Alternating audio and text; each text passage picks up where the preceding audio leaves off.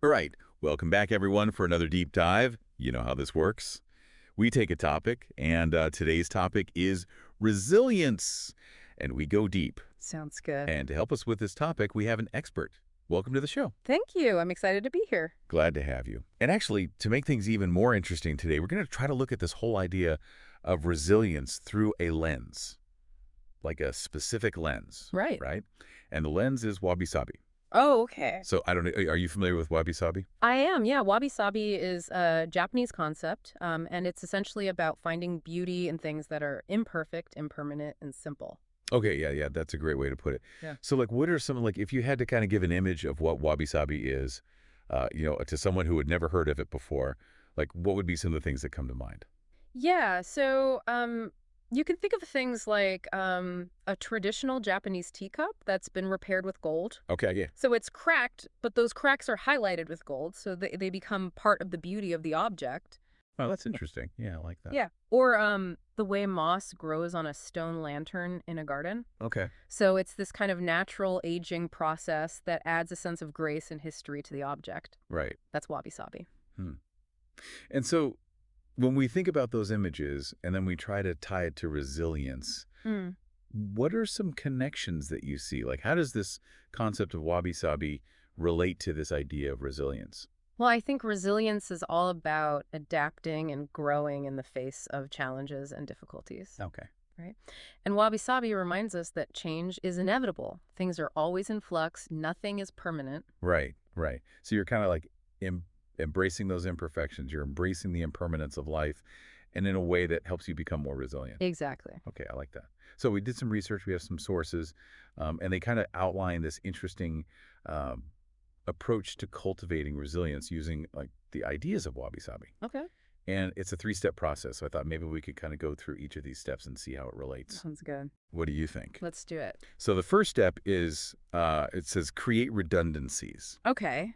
And I feel like that sounds, at first glance, it sounds kind of like technical, maybe? Yeah. Right, so what does that even mean? Like create redundancies in terms of resilience? Sure. So creating redundancies is all about building in backups and fail-safes into your life. Okay. So, we often use the analogy of having a spare tire in your car, right? Well, right. That's a redundancy. It's there in case you get a flat tire. But to connect it to wabi-sabi, you can think about a Japanese garden again.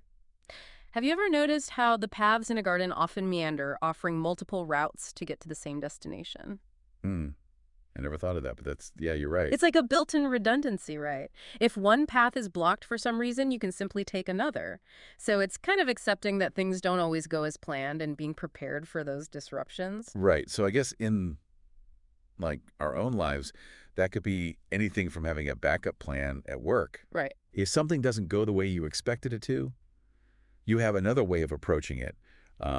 Diversifying investments, maybe, so you're not putting all your eggs in one basket. Absolutely. Even having multiple roads to get home. Exactly. If there's traffic on one road, you have another way.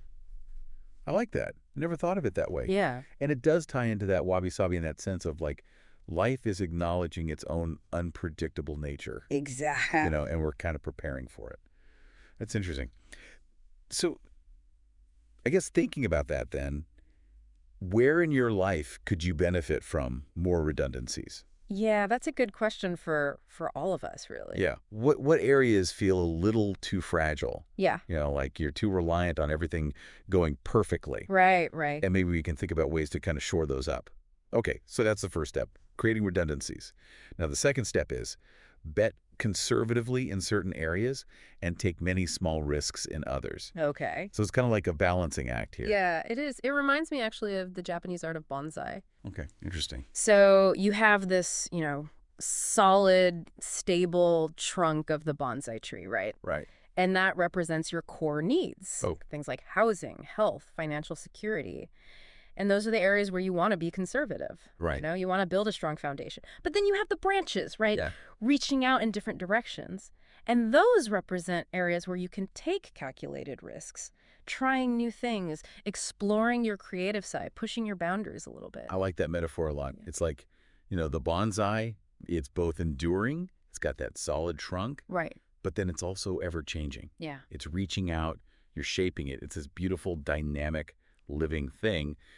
And so I guess, when you tell that to wabi-sabi, again, it's like recognizing that life is impermanent. Exactly. And so we can find beauty both in those things that provide stability and the things that bring novelty and growth. Exactly. And by taking those calculated risks, you also reduce your fragility. You're not putting all your eggs in one basket. Right. Which actually perfectly segues into the third and final step, right? Yes. Which is, it says here, get rid of the things that make you fragile. Yes, And that seems, at first, a little counterintuitive, it does. right? Like, why would we want to get rid of things to become more resilient? Like, shouldn't we be adding more things to kind of make us stronger? Well, sometimes the things we cling to are actually what's making us weaker. Okay. So think about physical clutter in your home. It weighs you down, Right. it takes up space, it can be stressful. But this also applies to intangible things like toxic relationships Oh. or limiting beliefs that we hold about ourselves. Right. These things can really sap our energy and prevent us from growing. I see. So it's like they create this fragility because you're holding on to these things that are actually not serving you. They're Exactly. weighing you down. Exactly. And how does this tie back into wabi-sabi? Well, wabi-sabi reminds us that everything is in flux, that change is the only constant. Clinging to things, whether physical or emotional, creates this false sense of permanence, and it makes us brittle. Okay. By letting go, by embracing the natural flow of things, we create space for something new to emerge. We become more adaptable, more resilient. It's almost like a shedding of old skin. It is. So it kind of makes me reflect, what do I need to let go of to become more resilient? What about you? What stands out to you from all this? I think what resonates most with me is this idea of active acceptance. Okay. Wabi-sabi isn't about passive resignation. Right. It's about engaging with life's impermanence and finding beauty within it. Yeah. And that's what resilience is all about, too. It's Yeah. not about avoiding hardship or pretending it doesn't exist. It's about acknowledging those challenges, adapting to them, and using them as opportunities to learn and grow. And I think that's so beautifully put. So to kind of recap, the 3 steps that we've discussed, creating redundancies, balancing stability with exploration, and letting go of what makes us fragile, Yeah, they all kind of point back to these core principles of wabi-sabi. absolutely. The imperfection, the impermanence, the simplicity. Yeah, and by incorporating these steps into our lives, we can cultivate a deeper sense of resilience, allowing us not only to survive life's inevitable storms, but to thrive in the face of them. I like that a lot. Thrive in the face of them. Yeah. Not just survive, but thrive. Yes. So listeners, I hope you found this deep dive helpful. As you go about your day, consider, how can you incorporate some of these principles into your own life? What redundancies could you create? What small risks could you take? And what might you need to let go of to make space for new growth and resilience? Great questions to consider. Keep in mind that image of the bonsai tree, right? Be both grounded and ever-evolving. Find beauty in each stage of your journey. Thanks for joining us. Until next time.